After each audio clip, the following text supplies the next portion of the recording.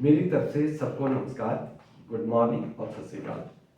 ये लेटर जो वीडियो है ये मैं हिंदी भाषा में बना रहा हूँ। इसका टाइटल है, क्या आपको किसी को स्पॉन्सरशिप देनी चाहिए या नहीं देनी चाहिए। अक्सर हम लोग क्या करते हैं कि कनाडा में जब रहते हैं, बाहर से किसी का फ़ोन आता है, हम लोग उठा के उसको स्पॉन्सरशिप दे देते हैं। ना तो हमें इस बात की जानकारी कोई देता है कि भाई हमारी क्या क्या योग्यताएं होनी चाहिए, कनाडा की सरकार की क्या क्या शर्तें हैं स्पॉन्सरशिप के लिए। इसका डाटा आपके पास जो कनाडा सरकार की ऑफिशियल वेबसाइट है cic.bc.ca के ऊपर guide book for visitor visa के अंदर दी गई है। और मैं आपको 10 पॉइंट बताने जा रहा हूँ। आप स्पॉन्सरशिप तभी दे सकते हो यदि आपके पास 10 शर्तें आप पूरी करते हो।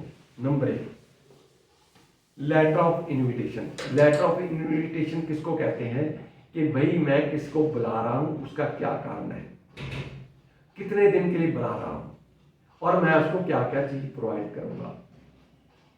देखो ये आप सबको मालूम है और मुझे भी मालूम है, कनाडा में हम लोग पर आवर के ऊपर काम करते हैं और यदि हम बिजनेस भी करते हैं तो हमारे नीचे कितने एम्प्लॉय होते हैं और हम उनके काम की निगरानी करते हैं। 2 वीक तो आप किसी को सहार सकते हो, उसके बाद में नहीं। सो जो आपका पीरियड ऑफ इनविटेशन है, इसका मैं आगे बताऊंगा रीजन कि क्या होता है, कि आप उसके ऊपर ड्यूरेशन लिखो कि कितने दिन में इसको संभाल सकता हूं। Next, must meet LICO factor income. आप सभी जानते हो कि कनाडा सरकार का एक low income cut off table आता है, हर साल ये नया आता है। यदि आप गूगल के ऊपर जाओगे और लिको फैक्टर टेबल निकालोगे तो आप देखोगे लेफ्ट साइड के घर के अंदर कितने फैमिली मेंबर हैं, राइट साइड पे उसके आगे अमाउंट लिखा हुआ है। आप प्लीज इसको चेक कीजिए कि आपके घर के कितने मेंबर हैं, कितना बड़ा आपका घर है, उसके कितने बेडरूम हैं और आपकी टोटल इनकम कितनी है। इनकम आप खुद जानते हो, आपने अपने पिछले साल की इनकम टैक्स की रिटर्न फाइल की होगी। तीसरा, पे स्टब। अगर आपने अब तक पे स्टब को नहीं देखा तो आप जो अभी पे स्टब आपको मिली है या आपके ईमेल आईडी के ऊपर आई है तो आप उसको ध्यान से देखिए। उसके ऊपर साफ लिखा है कि आप कौन हैं, कौन सी पोस्ट पे काम करते हो, पर आवर तनख्वाह कितनी है, अब तक कितनी तनख्वाह वो आपको दे चुका है, कितनी आपकी ईआई कटी है, कितनी सीपीपी है, वो सारी इंफॉर्मेशन उसके अंदर अवेलेबल रहती है, वो इसके साथ अटैच करनी होती है। Number 4, income tax clearance certificate of last 2 years. यदि आप नए गए हो कनाडा में तो फिर तो 1 साल की भी चलती है। यदि आप के पास बिल्कुल ही नए गए हो और आप किसी को इनवाइट कर रहे हो तो आपकी पे स्टब या आपका जो अकाउंटेंट है उसके ऑफिस में जाइए, वो आपको लेटर बना के देगा। पर जाली लेटर वहां पे कोई बना नहीं सकता है, क्योंकि आपकी जो कमाई की गई है या आपके बैंक के अंदर जितने पैसे हैं वो ही शो किए जा सकते हैं, जाली दस्तावेज नहीं हो सकते हैं। Number 5, proper reason. देखो आप किसी को इनवाइट कर रहे हो, उसका कोई ना कोई रीजन होगा।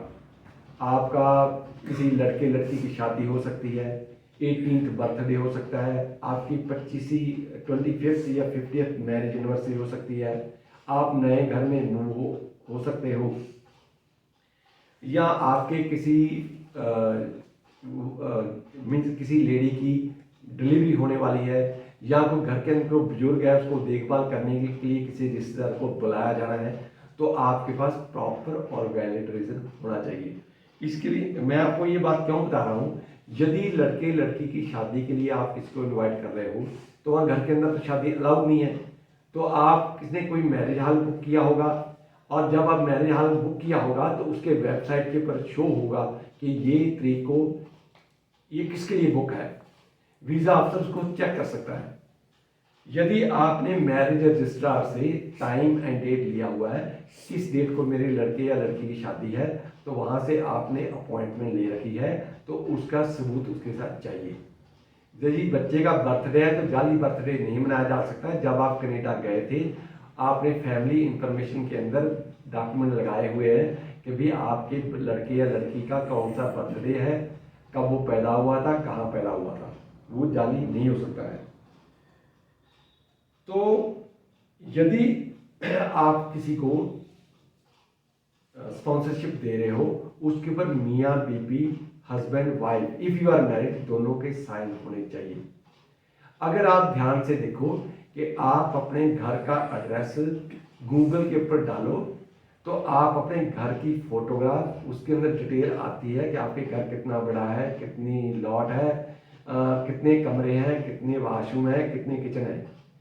वो भाई आप टोटली डाटा तो आप दे रहे हो वीजा अफसर को, तो आप किसी को स्पॉन्सरशिप देने से पहले सोचो, समझो और विचारो।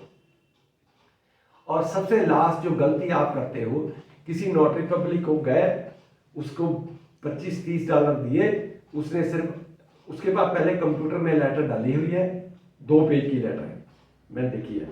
तो आप कर क्या रहे हो, उसने क्या किया, आपका नाम चेंज कर दिया, आपके एड्रेस चेंज कर दिया, आपका कांटेक्ट ईमेल आईडी चेंज कर दिया, फोन नंबर चेंज किया, बाकी फॉर्मेट सेम चलती जा रही है। जबकि कनाडा का लॉ खुद कहता है कि आप किसी की कॉपी नहीं कर सकते, आप किसी की डुप्लीकेसी नहीं कर सकते।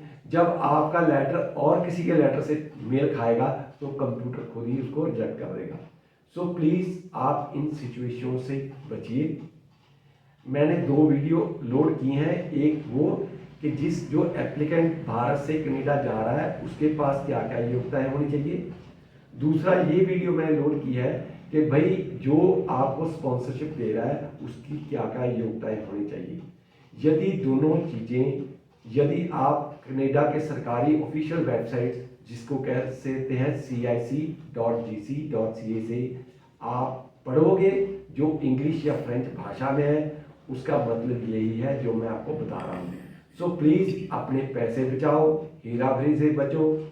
यदि किसी ने को आपने स्पॉन्सरशिप दे दी और उसने कनाडा में जाकर को उल्टा सीधा काम कर दिया, उसका हर्जाना आपने भी पे करना होगा। इस बात का ध्यान रखो। जो आपके पास गेस्ट आता है, आप उसको कनाडा का कानून में जानकारी दो कि भाई यहाँ ये काम किए जा सकते हैं या यहाँ नहीं किए जा सकते। Thank you very much. और कोई जानकारी फ्री ऑफ कॉस्ट चाहिए, पीछे दिए गए नंबरों के पर आप संपर्क कीजिए। We will be able to help you free of cost. Thank you very much.